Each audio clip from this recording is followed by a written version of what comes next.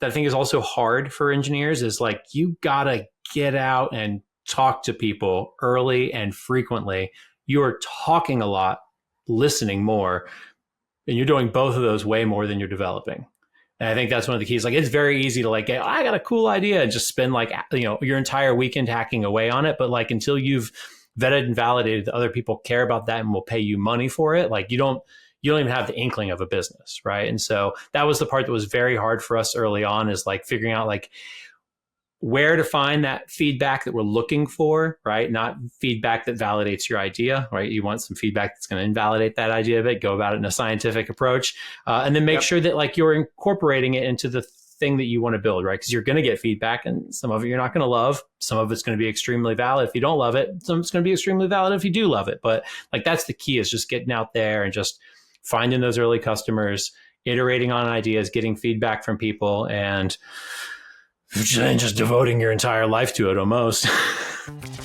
You are listening to The Secure Developer, where we speak to industry leaders and experts about the past, present, and future of DevSecOps and AI security. We aim to help you bring developers and security together to build secure applications while moving fast and having fun. This podcast is brought to you by Snyk. Snyk's developer security platform helps developers build secure applications without slowing down. Snyk makes it easy to find and fix vulnerabilities in code, open source dependencies, containers, and infrastructure as code, all while providing actionable security insights and administration capabilities. To learn more, visit snyk.io/TSD.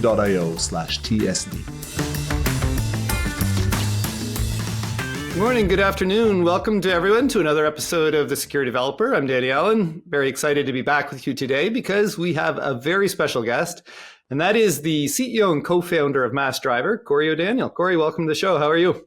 I'm doing pretty good. Thanks for having me. Yeah, it's exciting to get to talk with you. We were chatting a bit beforehand, and you have a really interesting background in a lot of different areas. Seems to be mostly the IAC infrastructure as code space, but why don't you introduce yourself to the audience? Cory O'Daniel, CEO, co-founder of Massdriver, software engineer, first-time CEO. I've been in this space for quite a while. Original background was in healthcare information systems. Moved to California in the early aughts, as they call them now, to chase being in a startup and getting rich and famous, which has not happened. But I joined a startup in the early 2000s, right around the time that there was this like book and shoe company that was launching these cloud computers called Amazon. So my boss walks by me one day, and this is 2005, 2006, after EC2 first launched, and I was the only person on the team that was a software developer that had also worked in a data center, and our data center's lease was expiring, and he wanted to move all of our stuff to EC2, and so he just kind of like surprised the entire team, including myself, with me leading this project as a budding 24, 25-year-old who had no idea what he was doing, and so I've just kind of been pigeonholed into what would be soon to be called like the DevOps role. I'm putting big old air quotes on that. Yeah, so I kind of worked in the DevOps space for most of my career ever since. So just kind of got pigeonholed into that place. Been working in startups for most of my life, and then started Massdriver about 4 years ago. So first time CEO, you said at Massdriver. What's your TLDR in 4 years? What advice do you give to developers who want to be CEO of a startup company? Why? Do it young. Do it young.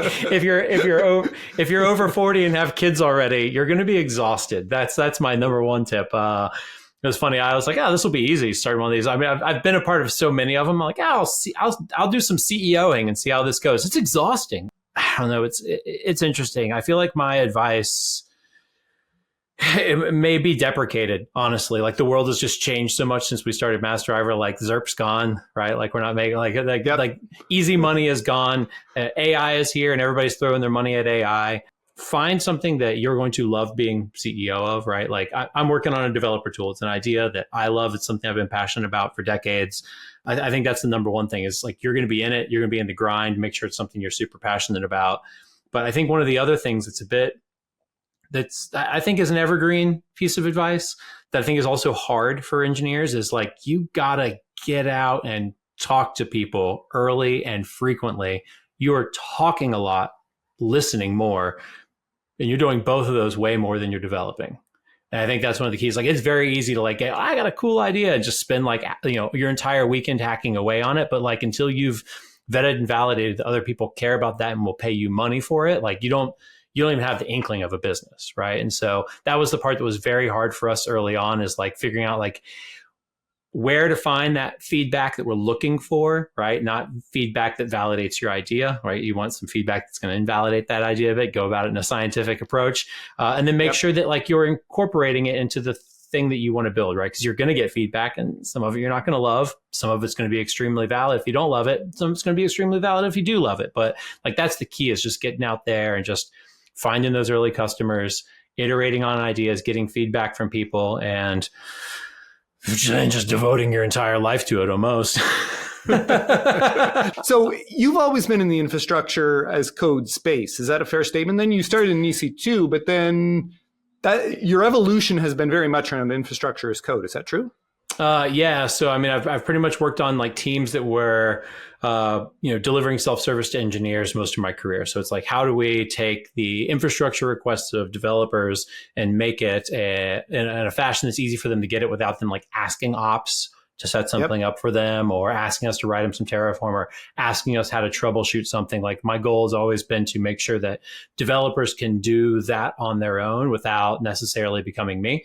And even like getting started, when we first started getting on EC2, like one of my first open source projects was a tool for provisioning infrastructure and like managing and configuring infrastructure. So it was like, I think it was right around the time that like Ansible was coming into being. And so like I worked on this thing for a while, and then I was like, oh, there's hundreds of people working on this thing. I'm not going to be Node.js about it and be like, I'm going to keep working on mine. I'm like, forget this. I'm going to go use Ansible. And then, Chef came out, and then went from Ansible to Chef to Terraform. And yeah, no, it's an interesting space, and the platform engineering has evolved, I'll say, in general over the past 20 years. I guess maybe you can give a flavor of that to the audience. So we have an interesting audience, I'll say, in that it spans from kind of traditional developers in C and C++ to modern developers that are doing pipeline development to truly DevOps type engineers. But you have a different perspective because you come from the DevOps world, from the platform engineering world. How have you seen that evolve over the last 20 years? Like, what has changed? What has stayed the same? Geez, I mean, so much has changed. I feel like the only thing that's been consistent is that none of us can agree on what DevOps is, right? And like, right.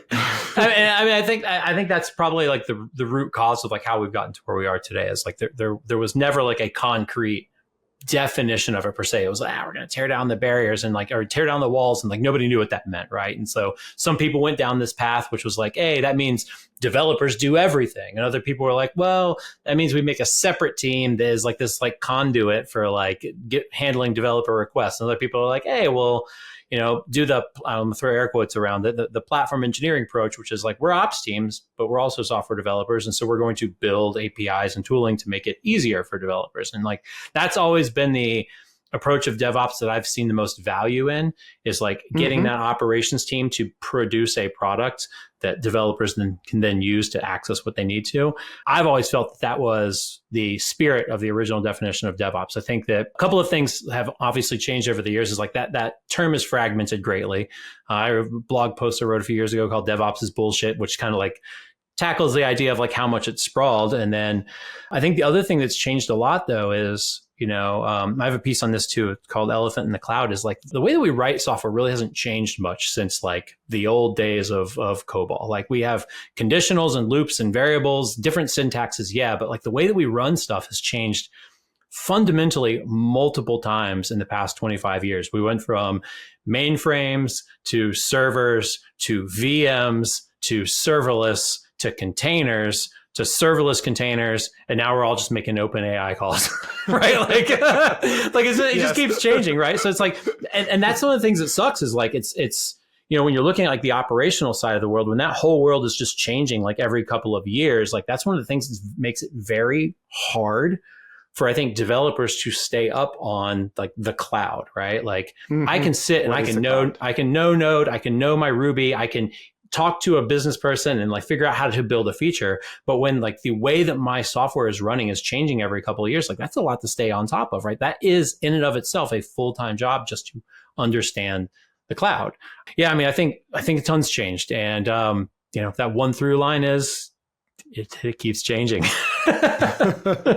You're right, though. It has changed at a faster velocity than software development itself. But would you say that the DevOps engineer, the platform engineer, is an evolution of IT? So if you go back 25 years before the cloud and before these things occurred, essentially developers were writing code, throwing over the wall to IT, and IT was running it. Do you see DevOps and platform engineering as the next iteration of that IT role, or do you truly see it as a hybrid blend between development and IT operations? I mean, I think honestly, if we want to scale it, and I think we have a huge scale problem, and this is hard. This is very hard for if you're me, or if you're somebody in this operations role. It's very hard. It can be very hard to see this scale problem that we have. But we're creating a ton of developers year in, year out right now, and we are not creating a lot of operations folk, from sysadmins to database administrators, cloud, et cetera. Right? Like a lot of that experience comes from being in production. Right? Like nobody teaches you how to like troubleshoot a massive like multi-primary database failure in prod for millions of transactions per second in school. Like you learn that from like going through it, right? And we're just not producing people with that expertise at a rate fast enough, right? So we have to figure out, how do we scale that? Now we can say, hey, we'll just start teaching developers that, but it's like, it's hard to teach it. And when you see organizations that do it well, it's like they have like apprenticeship programs or something like that, or there's some sort of like, DevOps hybrid team where like there's a person like embedded in your team that you can like learn from a bit. But it's hard to just like throw a book at somebody and go give yourself a DevOps. Like it's rough. Like you can learn Docker, you can learn Terraform, but like you don't understand like how to operate that cloud service at scale. And so I think one of the things that's really important for this role is for it to become a bit more mature in software development. It's too much to ask software development to become more mature in cloud. I think cloud and IT needs to become more mature in software. And so starting to go from things, instead of just saying like, hey, I'm going to write you some YAML, software developer. How can I build software to ease the burden on a developer to make self-service plausible to them without them having to learn my entire tool set? And that requires us as operations engineers to start adopting more software principles and become better at producing software and software artifacts rather than just producing configuration. Do the abstractions exist to enable that to take place? So if you want to go into this world where we have all of the infrastructure over here and the software over here, do the abstractions exist to enable those two worlds to marry together? No. I don't think so. No, no, and that's another part of the problem, right? Like this is one of the things that this is a very hot take that I have, and this is a hill I will happily die on. When you first get your feet wet in infrastructure as code, it's funny, like one of the first things you'll do, like let's say you're trying to deploy Postgres on AWS. You'll go, okay, like I don't know how to write the Terraform for it, or maybe I'm looking for some docs on like how RDS's Terraform module works, or Terraform, resource.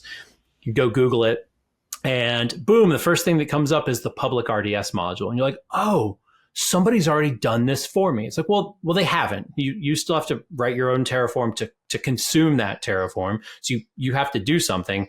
And then like that module is literally 1,000+ companies' opinions on how RDS should work. Not how Postgres should work, how RDS should work. And the problem with 1,000 people's opinions is no one agrees. Right. So the module itself becomes extremely watered down and like almost like an anemic abstraction. So now I'm not learning Terraform or even this resource or even how all these resources work together. I'm learning the interface that was exposed to me that somebody else wrote. Right. And so and those abstractions, like they're anemic. It's like, hey, like, here's how you're going to deploy some RDS. And it's like, oh, there's 100 parameters I have to think about, right? But the reality is your business has probably made a lot of decisions about how those values should be set, right? So like you might say, hey, you know what?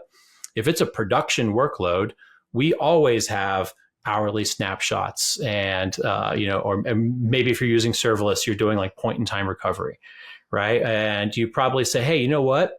Even if it's a development workload, we encrypt at rest, right? I don't even want to expose that. I don't want the ability for a developer to accidentally set encryption false and have a SOC 2 landmine go off on somebody in the future. Like, I just want to hard code that in the module, right? Like, there are things that you have decided as an operational organization that you want this to run like, and that's not going to be in that module. And you could wrap it, but now you have 2 layers of indirection, right? And so like, I see that there's not a ton of value personally in those open source modules, besides getting a footprint idea of like how all the resources connect together for that concept, right?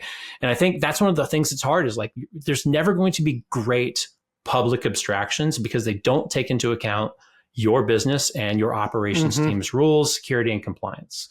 And I think that's one of the things that we just have to do as operations engineers is like, one of the things that's really nice about like trying to build self-services, we have an incredible set of frameworks and like tool chain to build it out of, having things like Terraform, OpenTofu, Helm, etc.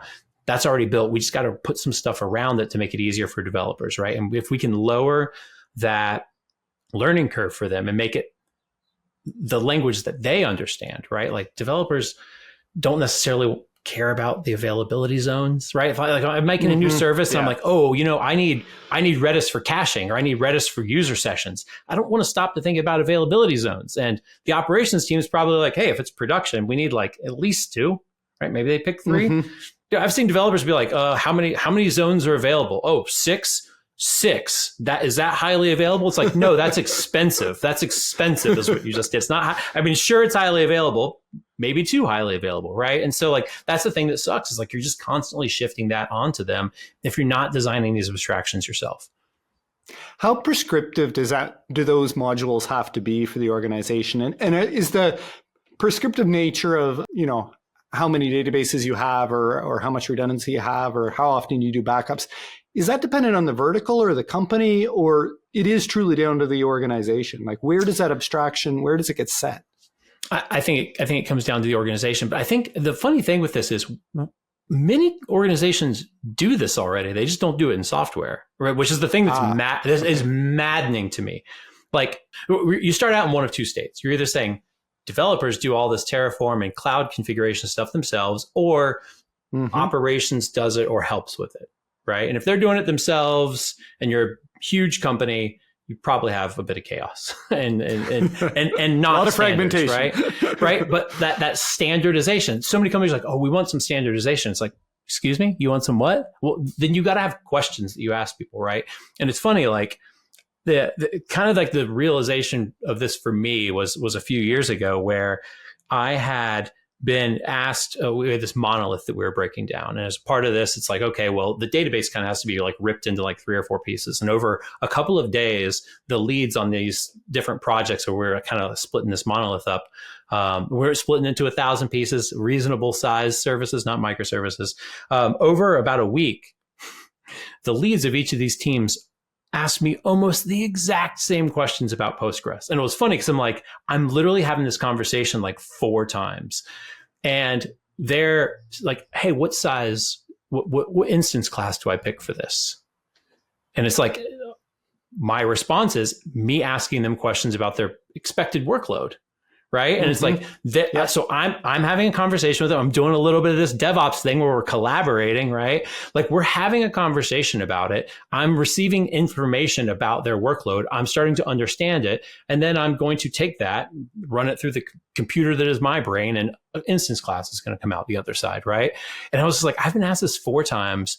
And they're typing in an instance class someplace into Terraform, or maybe they're just clicking it in the AWS console. And no one's going to know why they pick that instance class after they hit submit, right? And but the funny thing is like, I have like a very reasonable way I go about figuring out what an instance class is, right? And I was like, if my Terraform module was the questions that I asked them when they asked me what instance class, and I wrote some logic, and this was very hard 4 years ago in Terraform. It's much easier now. But like back then, I was like, okay, let's see if I can take some inputs and like pick an instance class, right? There's also stuff where it's like, we don't ever want to use like T2 or T3 instance classes because they're burstable and we run them out of compute, right? So it's like, if it's a production workload, like we just don't ever want that to be an option. So like, we're able to like write that into our Terraform. And then the outside of this all of a sudden is somebody asked me a question. I'm like, hey, you don't have to ask me these questions anymore. The module asks you the questions that I was going to ask you. And now you actually have self-service. You can be like, oh, I know what my expected base data is and what I think it's going to expand to each month. Great. Filling this in, picks an instance size. And now you have documentation as to how you got to that instance size, which is pretty nice, right? Like, and where do you see that going? So obviously right now that's a manual questionnaire that you're going through, where it's asking them the questions, generating the YAML, and it's going out. Do you think AI replaces that in the future? Because everyone has this magical promise of AI that it's going to do the assessment for you and people are going to go away.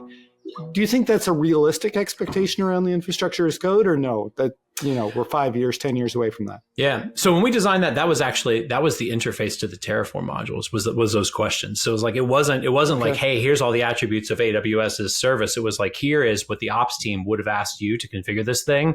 And we just compute the values for you. Right. So as far as like AI and ops, I think this is going to be, I think it's an interesting space to watch.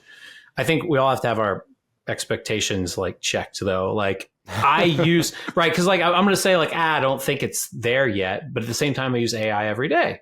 Like I use it a ton, or in the places that I know I'm an expert and this thing can save me some time and I can see a result and trust that I can confirm it. Right. Like this thing that sucks is you can be like, what's Abraham Lincoln's birthday? And it's like, it might not be right. I'm pop in there and ask the thing 100 times. It's going to be wrong once. Right. It's like, and if you don't, what you can do, go Wikipedia it, right? Like every single time you get an answer. Right. So it's like, it's hard to ask AI of something where you don't have deep domain knowledge because you're never quite sure if it's right or not. Right. It's a statistical model. Right. So, sitting down and saying like, hey, AI, we don't have an ops person anymore because you're here. Make my infrastructure SOC 2 compliant. There's no idea. What does that even mean, right? Like it's a weird question, but like developers are like, hey, is this SOC 2 compliant? Like Chekhov told me it was wrong, right? But like, what is SOC 2 compliance? That's a big old bag of policies that your company's decided you want to do. Like if it doesn't know what your policies are, stalemate, right? So it's like we have to put the old garbage in, garbage out. It's like most of AI is trained on garbage. I'm sorry, right? Like, especially when it comes to infrastructure as code. Again, like it's one thing to train it on, some Golang, right? We got blogs on like, hey, best practices for writing, idiomatic Go, right? And then we've got, it can crawl the entirety of the Kubernetes source code and get an idea of like how hundreds of people are contributing together and get an idea of like how to write code. But then when you get to Terraform, there's so much fragmentation. There's just no, it's all over the place. Yeah. And everything's anemic. So it's just like, the resource has a field called instance class. So the variable we'll have a variable called instance class. It's like, that's of 0 value again, right? And so like, I think this is the thing that we're missing is like for AI to be truly good for operations, we need to train it on really good operations stuff. But the catch is like, am I going to train AI? Like, is OpenAI going to get access to everybody's metrics? No. Can I go and fine tune a model with my company's metrics? Yes, I can, right? And so I think the reality is if you're a company that has big enough problems and a big enough budget to start using AI to do the really hard parts of operations, you can probably do that. But I don't see an organization coming along and saying like, hey, we're going to be the AI ops company that's going to crush this for you guys because we have all this information. It's like, that's some of like the most nitty gritty, like private details of an organization. Like I don't want to pipe my CloudWatch metrics out to OpenAI so they can build me like a better configurator. Like that's a lot of data to egress, but also like, do you want a third party knowing everything? I mean, besides Datadog, knowing everything about how your thing works, right? I mean, they might honestly be one of the few people that could probably do it. But now, are they going to start stepping into the infrastructure as code space, right? Mm-hmm. Like, I mean, maybe they do. I don't know, but like that's the real rub is like you've got to get that really good information into that model to start training it. So you need to get you metrics, but beyond that, you have to have an idea of like, my requests responses are like, what's my infrastructure like? What's my architecture like, right? Like, you look at a Lambda that's called 80,000 times a second. What is that thing doing?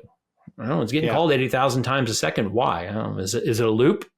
Right? Is it a loop that's gotten out of control? Or is it 80,000 requests a second, right? Like there's context that really matters there. Like you can't just look at the raw metrics, right? So there's a lot of an organizational information that you would have to push out into one of these models to make it perform well as an ops person, which I don't think companies are too super savvy on giving all that information away. Well, it's interesting. I always say that AI has gives a huge unfair advantage to the large organizations that can train on a massive amount of data. Small companies that are super small probably doesn't matter because they're so small that individuals can do it. It's the mid-sized markets that get penalized by this because they're bigger. They're big enough that they can't depend on one or two people, but they're not big enough to have the data sets to actually use AI in a meaningful way going forward. Yeah. Yeah. It'll be interesting to see like if AWS starts to do anything there too, right? I mean, I think they're the other company that has plenty of information about your metrics. But again, like what is causing those metrics to go up and down is the other question, right? And it's hard to just look at something and be like, oh, well, this is a container. Okay, well, is it processing end user requests? Is it processing a queue? Like that's very different behaviors of like how many times this container is called if it's coming from people or coming from a queue, right? Like, so I think like without that context of understanding like how and why your architecture is the way it is, like it's hard to just look at raw numbers and be like, oh, that should be a bigger instance size, right? Like maybe you need a re-architecture, maybe you need a bigger instance size, maybe you need some other change, but it's like that's the hard part. Like that's where the operational, like I've worked in prod, I've worked at a similar company to this and I joined, like that's where that expertise comes from. And these systems aren't experts. They just have tons of exposure, right? And that context. And they is give important. you the exact average of that. I mean, it's still the case. We did a study. Oh, we didn't do a study. I looked at a study that came out of Cornell last month, and it said of code that was created by AI assistants, 27% of the code gave vulnerabilities. Now imagine, and code is a pretty structured thing. Like you say, it's an if then else or a for while or do while loops. Infrastructure as code is way less structured than code is itself. So you can imagine the mistakes or the hallucinations that end up by trying to do that with infrastructure as code. It just seems like a much bigger problem space. Yeah. And it's like, I mean, the other thing is like, that's a bit weird with the infrastructure as code is again, it's like, it's not just generating the code. Like that's never the hard part. Right. And like when I first started my company, people were like, oh, why don't you make a tool that like generates Terraform? I'm like, the people I know in this space that know the cloud, their biggest problem isn't writing some Terraform. Like, right. Like the biggest problem is like, how do I make myself more effective? And like, sitting there and being like, it regenerated the Terraform for me, like that's not it, right? Like, but becoming more effective is how do I get all of these developer requests handled without me being involved, right? Like that, like, I mean, you like, I want to find, I'm looking for some real yields, not like, oh, I saved myself like 20 minutes here or there, right? Like, especially when you get the code, you're like, this code sucks, like, right? Like that's, and like the thing that sucks about infrastructure as code too, is it's not as linear as code, right? I can look at a Python function, read it step by step, understand what's going on, but like looking at infrastructure as code, it's like, I look at it, like figure out where it's hallucinated something weird, pull that out. But then it's like, there's a DAG in Terraform, right? I got to figure out like which one of these resources is called first. Like, oh shit, it threw a resource in there. Why is this resource is this resource in here because I actually need it? Or like, did it make an assumption and just like toss another resource in? I've seen that plenty of times. So like, it's not as straightforward. And again, I don't think that's where like the big yields are in making these operations folk, which are, again, shrinking relative to the size of engineers. That's not the thing that's going to make them massively more efficient. What's your perspective on this helping in building security into the environment? Because one of the problems that we've had, I'll say for over 20 years now, is we've always said, hey, we need to build security in. And I can see infrastructure as a code as a way to build security in, or reliability or resiliency into the systems. But it hasn't worked for the last 20 years. Do you think that there is something different today that we can provide the quality, the security, the efficiency, the whatever into our systems by using modules of this type? I think so. I think so. I mean, like AI, I'm not positive. I'm sure there's going to be great applications for AI and security, but it's always funny. Like when we love shifting things left. I feel like that's like, we're like, just like, have you seen the meme where like the DevOps title just becomes longer and longer? It's like DevSec Fin AI Ops. It's just this like huge amalgamation. It's just like, it's the developers. They have a keyboard, right? So they can do security. Great. They're DevSecOps now, right? It's like, we want to shift all this stuff left. And it's like, in my opinion, like, like these are different things. Like there's ML ops and there's sec and there's AI, right? People have shifted all left. But like when we're talking about security, right? I don't think you shift security left by saying, well, developers do it. Like, again, like there are people with security expertise, and there's people that are far bigger security experts than I am, right? And like, if you have the team where you have that security expertise, like you want them doing that. And you want your developers to be thinking securely, but the reality is like, are they all going to become, Red Hat hackers overnight? No, like you're paying these people to build features that create money for your company. Like you don't want them becoming an expert in everything that requires a keyboard, right? You want them to have their specialties. You want them to understand their domain. You want to be a profitable business. That's why we're all here, right? And so, well, the funny thing is like when you're shifting security left, like you can start to do this with like really good abstractions, right? You can start to take this stuff into account, right? So like, here's one of the things that's funny. It's like when you look at infrastructure as code, it's like, okay, let's hop back to Postgres or even Redis. It's like, okay, we're a company, we're gonna have 30 different Postgres databases because we have microservices or whatever. Great. You've probably made a decision about how you want to authenticate to that, right? Maybe we want to use, we're on AWS, we want to use IAM roles all the time. Great. We've all decided that. We're all sitting in this boardroom. We've all said that. This is fantastic. Let's put it in a run book and a README and tell developers, make sure when you make a Postgres database to use IAM policies and IAM role access. It's like, or you can just encode the thing and that's the only way that you can authenticate to it. And it's just like we can put these security standards into our modules. Like we can actually shift it left. The catch is it's not the developer doing it. It is the team that would typically we call it the platform team, like saying, okay, this is how we want to authenticate the databases. We want to use IAM and roles, and we're going to actually design our modules to have that built in. And there's no way to change it. We've taken away all setting the password. Nope, you don't even get that as an option. It is going to be IAM based authentication for all RDS services. And that's all there is to it. And you might have somebody come along in a year. And this is like the biggest, it's funny. It's a funny piece of pushback, but this is the most common piece of pushback I get on this idea of abstraction. Somebody's like, well, sometimes somebody needs the configuration to be different. And it's like, that's fine. That's great, actually. Because when you have somebody come along a year later and they're like, hey, you know what? All of our databases authenticate using IAM, but we're using this open source service now that needs Postgres. And the tool itself can't do IAM based authentication. It needs an actual username and password. It's like, okay, we've got ourselves a new use case. That's great. But guess what? In the meantime, in that year, nobody's had to think about it. And that security, it was handled by IAM. And so now we have something special, and that's great. Now, do we change that module to make it less secure? No.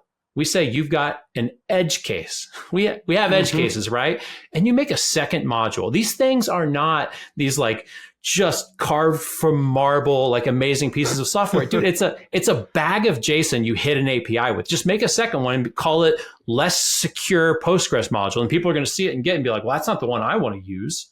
Right. Right. And they're going to go use one called more secure Postgres module. Right. I mean, you probably give it a better name than that, but that is so funny. It's like, well, we already wrote a module. Like we had this in software where like the solid principles and everybody was just obsessed with dry for like a decade and everything was just so dry where like our software got really sucky. And then like wet came about, like write everything twice or write everything 3 times. I can't remember. Right. People were like, yeah, maybe we shouldn't just like collapse everything when we see it the second time. Right. And it's like, we haven't had that moment in infrastructure as code yet. We're like, no, we have one RDS module. And it's like, why? Because we're doing people it dry. People are way too binary. Black, white, and that is not the reality. Yes, lots of black and white, but you should have shades of gray. I talk about this concept of policies where you have green light policies, red light policies, but if you don't have yellow light policies, you are going to fail because not everything is going to fall in that green light, red light type approach. So, well, it is awesome, Cory, having this conversation with you. I rarely run into CEOs that go as deep or as technical as you do. So clearly you are hands-on and continue to be hands-on at Massdriver. Too hands-on.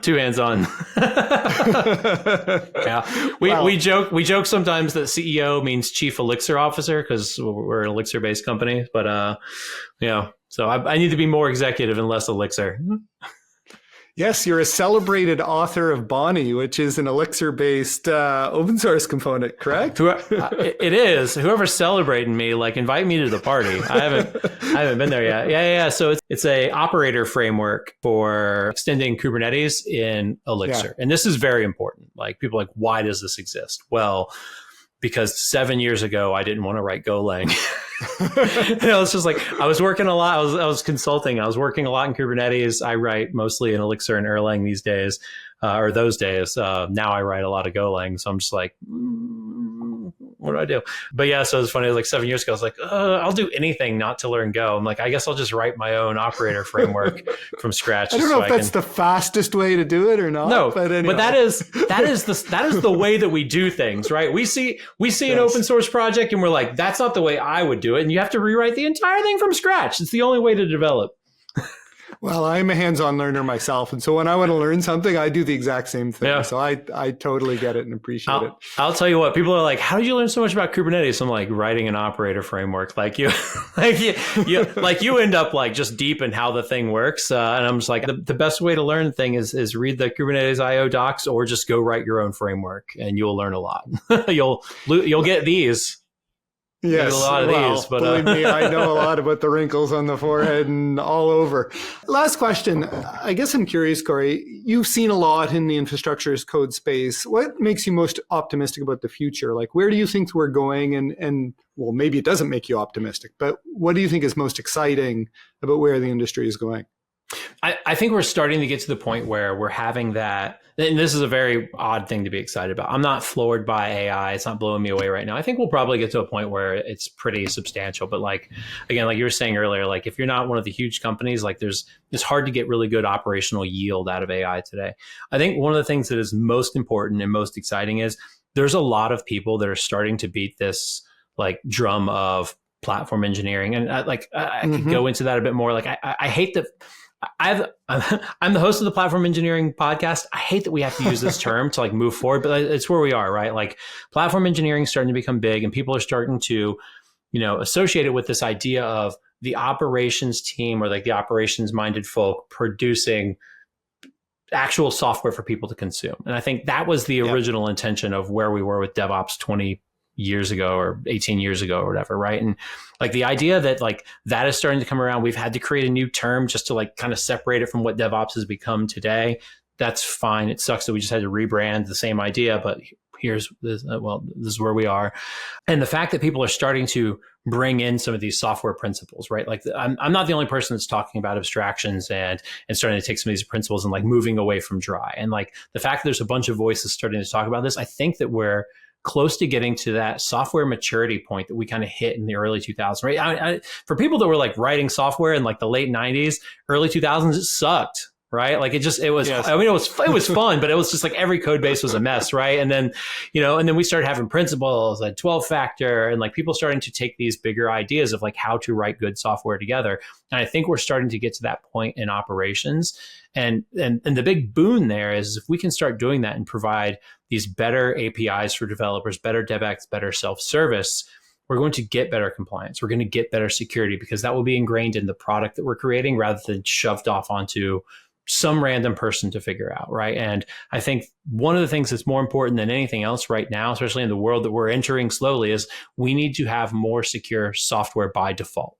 And unfortunately, when you look at the cloud, like the cloud's goal is not to give you secure stuff by default. It's to give you every option under the sun and then to sell you additional security on top of it, right? Like go turn on all the security stuff in AWS, right? Like why is encryption even an option, right? Like they have to make it where it works for everybody, no matter what their use case is. They're not necessarily selling you security, right? And so we need to produce more secure systems.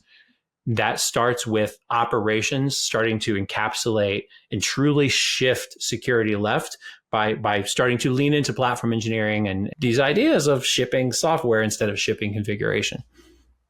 Well, I love that because it totally fits into the theme of the secure developer, which is fast by design and secure by default. Make sure that you take away the option for them to do something that is insecure and you build it into the framework itself. Yeah. Well, Cory, it's been great to have you on the podcast. Thank you. I love what you're doing and I love all the passion for the infrastructure as code space. And thank you to everyone for joining us on the Secure Developer. We'll be with you again the next time. Thank you, Cory. Thank you. Thanks for tuning in to The Secure Developer, brought to you by Sneak.